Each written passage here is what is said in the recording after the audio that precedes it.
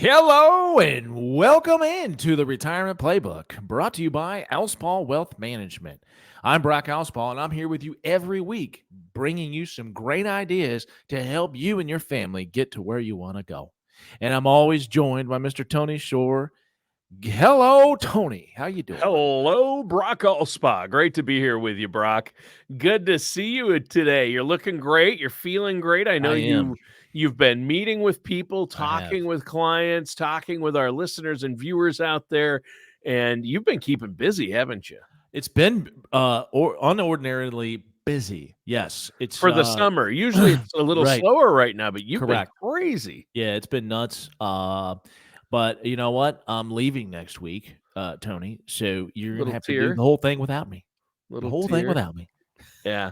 You're not actually taking a vacation, are you? I am. Wow. I I am. didn't know you got vacation time over there. Only sometimes when You my give wife lets me. yourself No, when your wife demands, Yeah, you exactly. it's more like your wife tells you, "Look, no more. You have to take a vacation." She makes you. I know you love what you do, so, Oh yeah, for um, sure. And yeah. my buddies, Brad Zinda and Joe Vitale are just, gallivanting around Spain right now. So Oh, yeah, yeah, so those guys. it's Zinda. so Zinda, can you picture Brad Zinda in Spain? Those poor uh people over there. He may get kicked out of the country. Uh, he can be very annoying. We're talking about it's inside for you listeners out there, but Brad Zinda works for Gradient Financial. He's a great guy, but we like to He give him is. a hard time He is. because he's so nice and he can be a little annoying.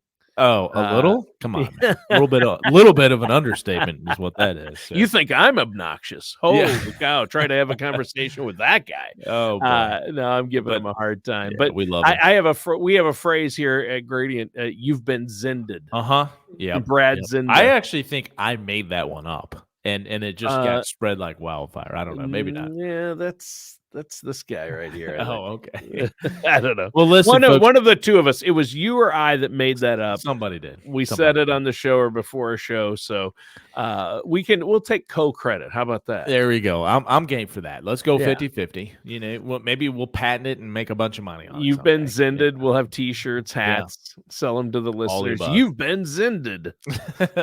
Yeah. Did somebody ask you to do something that's completely out of your wheelhouse and last minute and it needed to be done yesterday?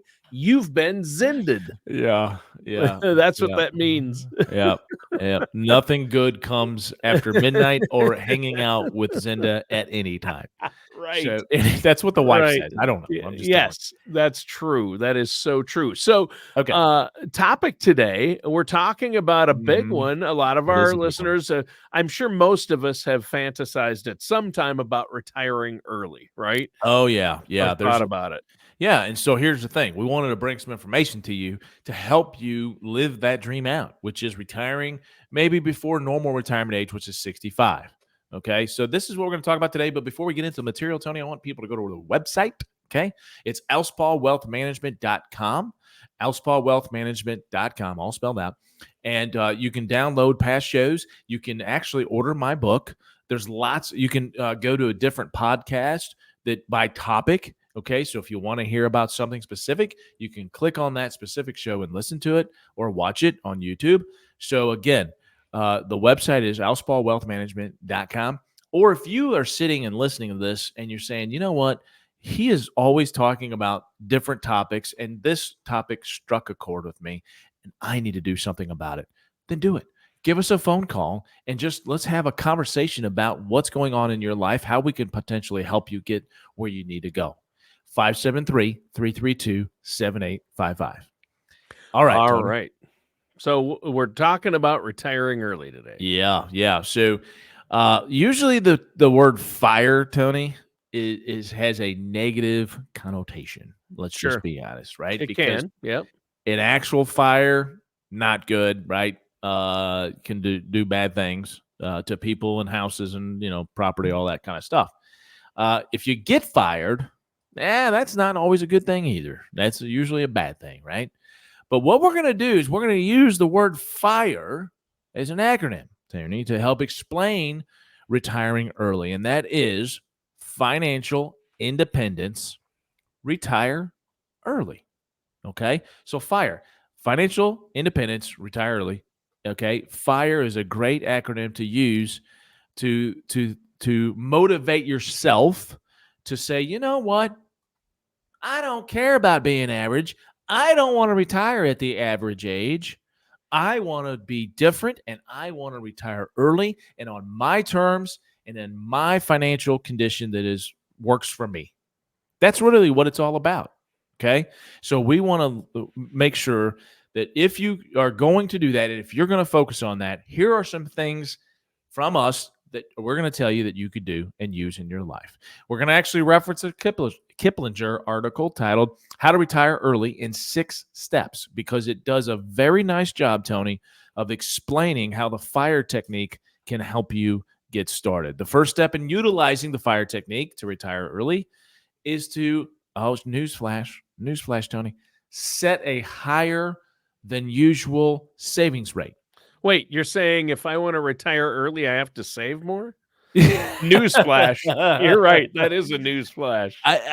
Look, I don't have any breaking news sound effects, but yeah.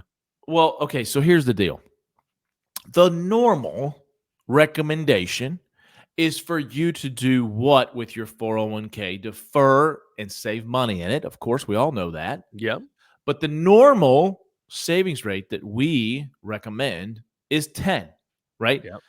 So 10% of your income, put it away for your future. If you kind of just get a match, from your employer, great, based on a savings rate or a rate of return, a normal, rate of return. Okay, we can expect that. But if you want to retire early, Tony, we need to supercharge that. We need to get up to that 20%, So if the normal savings rate is 10 and you want to retire early, do 20. Now, that may seem like a big task for some people, but it's going to take some discipline. It's going to take sacrifice to be able to retire early. And that's one of them. Giving up some things that you can do now so you don't have to work all the way till age 65 or 67 or whatever the normal age. And if you want to retire at 60, okay?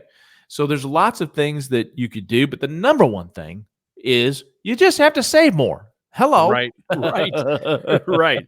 Yeah, it's that easy. And people are like, easier said than done. But you know what? With a little bit of discipline and, looking at your budget, maybe tweaking it a bit, you can save more. It is possible. I mean, we talk ourselves out of saving more and convince ourselves we can't, 100%. and we spend money on things we don't need. But if we can stop doing that, you can save more. And really, all of these things you're going to be talking about on the show today and have talked about are great things to do to retire early, but we should all be doing these things anyway. At some level, yes. Yeah. 100%. 100%. Right. Now, the article actually says if you can save 50 to 70% of your income. Now, I think that's probably, getting out of reach. But again, if you can do it. Now, there's going to be maximums, right? As far as how much you can defer is $23,500 in a 401k. You have to live. You have to have money to live on. I mean, you have to eat. Well, no, exactly. But the point I'm making, Tony, is you can't exceed $23,500 anyway. So 50% may be well above that for a lot of people. Oh, sure. Yeah. It depends on in what. In a 401k, right. Or IRAs, there are limits, but there are ways to save money. I mean, you could save 50 to 70%. You just have to spread it across different vehicles. Yeah, for sure. Okay. Next, you'll want to do all you can to maximize your income. The article points out to an Empower survey that determined Americans consider an annual income that's in the ballpark of $94,000 to be at a point at which financial independence is possible. So what they're saying is you have to make at least $94,000 to get to a point where you can be financially independent, right? So no matter what happens with what the government is doing, no matter what happens with whatever everybody else is doing, it doesn't matter that if you can get to a point where you're making close to $100,000, you can, if you really want to, get to financial independence. Sure. You brought up a great point, Tony, the different vehicles as to how you can invest in. And so, a lot of people put most of their, retirement savings in a 401k, which you should. Yeah. But to have an extra bucket of after-tax dollars to invest in to give you the flexibility to retire even earlier What I mean by that is that you have to be 59 and a half to access retirement funds without a penalty. Now, there's Right. some exceptions, okay? There are some rules that you can follow that will allow you to access those funds earlier, but as a general speaking point, 59 and a half is the earliest. So if you want to retire at 55, folks, guess what? You're going to have to access another bucket of money to help supplement your income until you reach to that age. Okay. So that's another, I'm glad you brought that up, Tony, the different buckets of money from a tax perspective and from a penalty perspective. You've got to open up that after-tax brokerage account, invest money on a regular basis, and be slow about it. Don't be, greedy, and don't try to, pick different stocks that are just, ones that you think are going to earn money. No, leave it to the professionals, and then do it on a regular basis. Be disciplined about it and save that money just like you would in your 401k. All right. So if the point and earn as much as you can, right? That's exactly what I was going to say. I mean, it seems like there's more than ever ways now to earn extra money. I mean, we have the gig economy, right? Yep. Side hustles, whatever you call it, a side hustle or gig economy or a business on the side. I mean, our own editor and producer of the show, Mitch Heil, he has a beautiful side business with making these wooden maps, these 3D lake maps. I make pizzas as a side business, but unfortunately, it's not making any money, Tony. It's not making any money. I make you give them to me for free. By the way, little update. You remember a couple months ago on the show, actually, Yeah. I mentioned that I got a pizza oven, and I'm starting to make pizzas on my own. Yes, okay. You did. As anything, when you first start doing something, unless you're just, take a master class or whatever, which I would do something like that. No, I haven't, but I would. Right. But my point is, it's going to be rough. And it was. I mean, my pizzas at the beginning were awful, but happy to report to you, Tony, they're getting pretty darn good right now. Are they? They are. Got it down? I had some friends in this past weekend, and we made 5 pizzas, and I got to tell you, they're pretty good, Tony. I'm getting there. I'm getting there. Good. So, but anyway, going back to your point, yes, making more money. Again, the survey says 94,000. So the more, and you made a great point too. Look, there's opportunities out there for you to not only do something outside of work, but let me tell you, folks, it's still a good economy or a good environment to be able to ask for a promotion, to be able to get a different, job that might pay you a little bit more within your current employer, or even outside of your current employer. There may be some opportunity to improve your salary, to be able to save more money. Sure. You can retire earlier. That's the whole point of today's discussion. Okay. So making some extra money outside. Yes, you could do that. The article actually references to a guy that, is renting out his house as an Airbnb. There are things you can do if you're willing to, again, sacrifice a little bit. Yeah. You can make some extra money, Tony. Work harder or sacrifice a little bit of both. Yeah. Some discipline. So what's next? Well, okay. So imagine this. We're talking about the cash flow statement. So we're talking about income and ways to increase your income. Side hustles, asking for promotions, looking at jobs outside of your current employer, whatever it may be to improve your current salary. That's the income side of the cash flow statement. The other side of your cash flow statement is expenses, right? Right. So let's talk about that a little bit. Now, if you want to be able to save more, to be able to get to a point where you can retire early, you're going to have to do what, Tony? You're going to have to control your spending. Okay. Yep. So spending as little as possible on things that you don't really need, right? Or eliminating that altogether. Looking at your streaming services, for example, that might be a good way to start. Seems like in today's world, it's like every month you sign up for a new, subscription of some sort, whether it's TV or entertainment or, clothing or what. I mean, it seems like there's a subscription thing for it. I mean, Chewy, right? Chewy. My wife does the Chewy thing, and it's a monthly deal, and they send a box of stuff to my dog. I'm like, what? Yeah, where are we come with all? We get the bark box. It's called for our dog. I'm like, it's a monthly subscription for our dog. My dog now on my statement. I have to look how many my 3 kids have monthly subscriptions. Now my dog has a monthly. So how did my dog get? He can't even operate the telephone or the computer. How did he get a monthly subscription? Yeah, it's definitely one of those things where, I'm looking at my kids and, they they go shopping with mom and come home and whatever. And then all of a Yeah. sudden I look back and I go, my kids have nicer clothes than I do. Like, Yeah. what is up with that? Yeah, what's Like, that going makes on? Yeah. no sense to me. Like, Yeah. anyway, whatever. I'm So, shopping discount racks, and yeah, my daughter's wearing, like, she's got everything, like yeah, Lou, Lululemon and yeah, Gucci and the right. latest Air Jordans. I'm like, "Wait a minute. Time out. Yeah. Let's slow that roll. Who's paying for your Exactly. college? I forgot. Oh, yeah. Oh man, Not makes you you." want to just yeah. But to the point of, yes, you need to look at that kind of stuff, have these conversations with our significant others, our spouses, to say, you know what, it's maybe time to chill out on some of this, right? And because Right. in my 20 years of doing this, Tony, the biggest area, no doubt about it, I think everybody would agree with this, that you can save money or save, not spend as much, would definitely be in the want section. The things you want to have versus the things you have to have, right? Right. Transportation, clothing, you've got to eat, but do you have to eat out all the time, right? You've got to have somewhere to live, but do you have to have the big, house?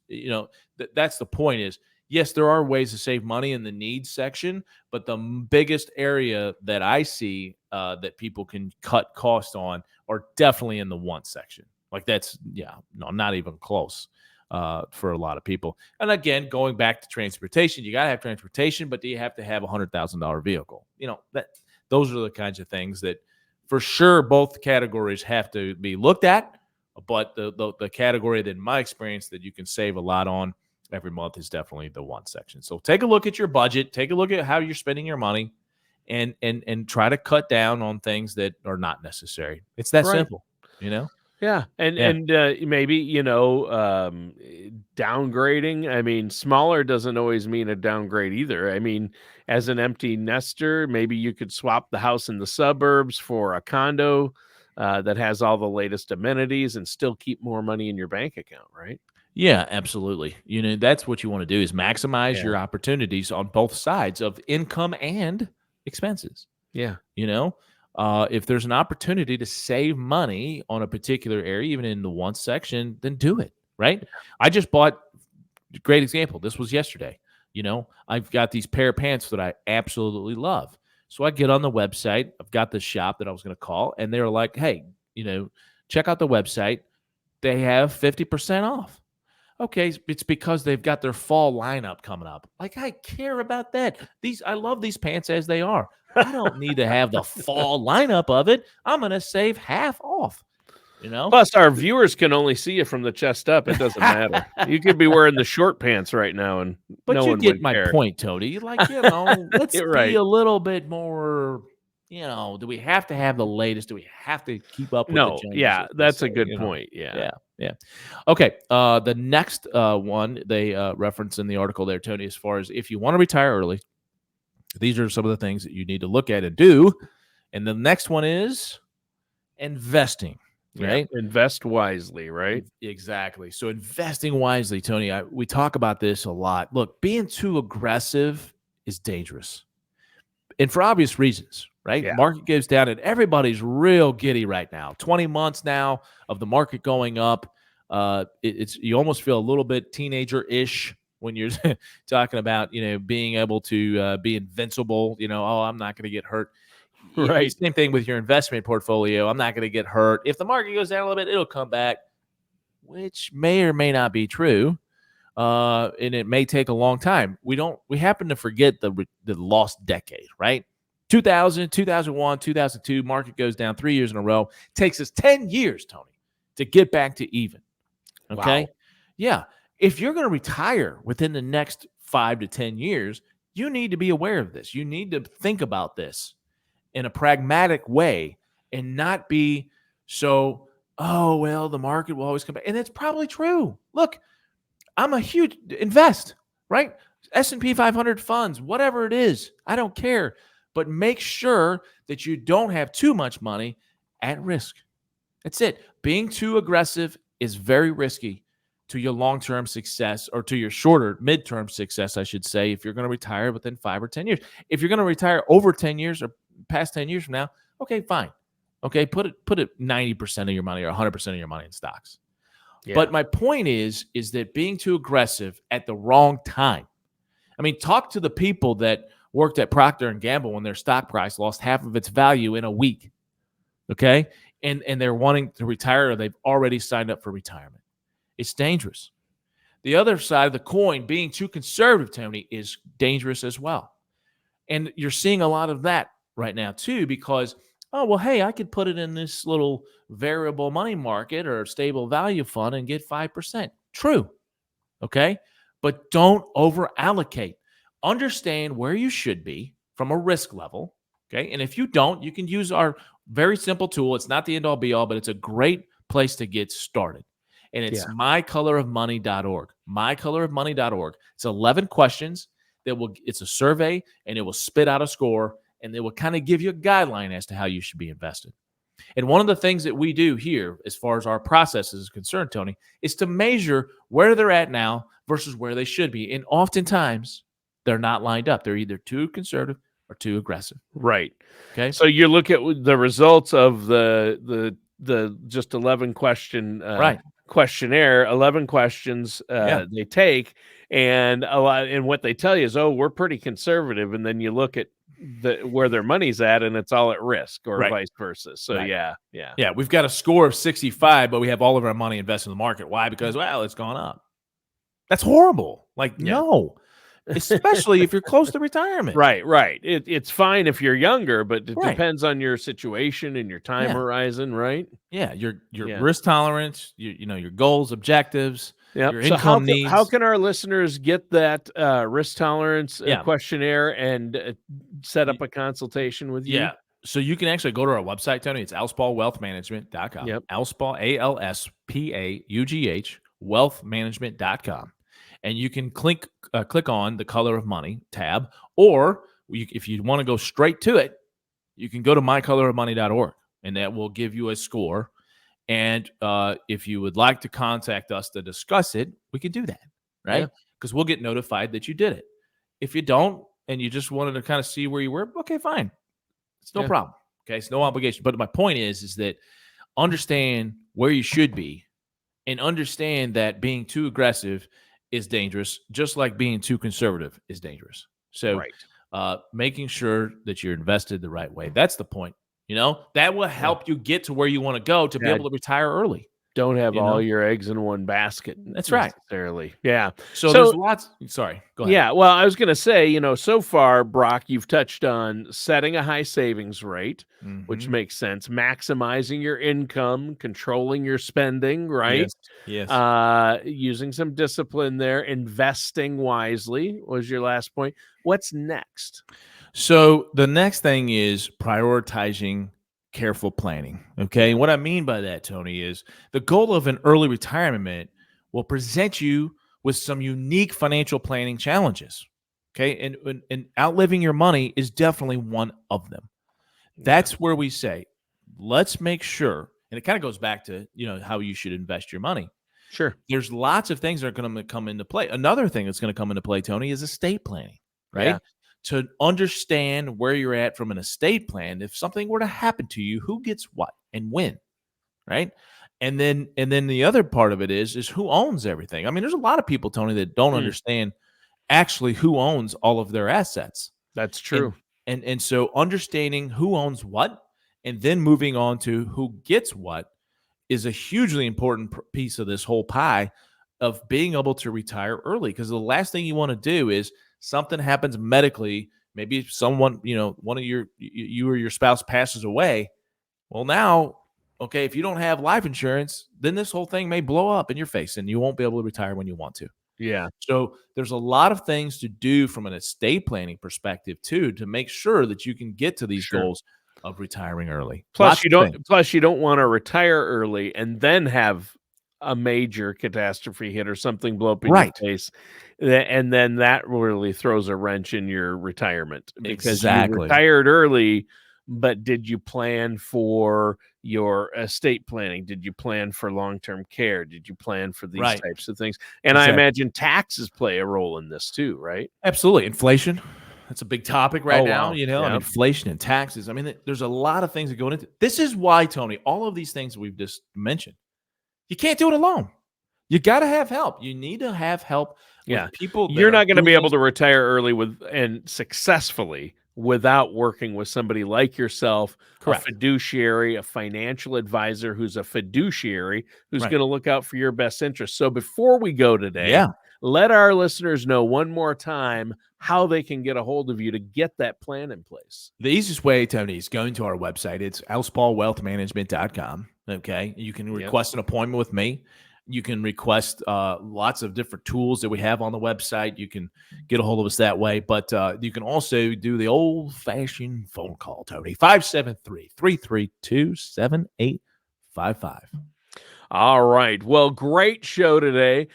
Great episode of the Retirement Playbook. And listeners, that does it for today's episode with our host, Brock Alspaugh.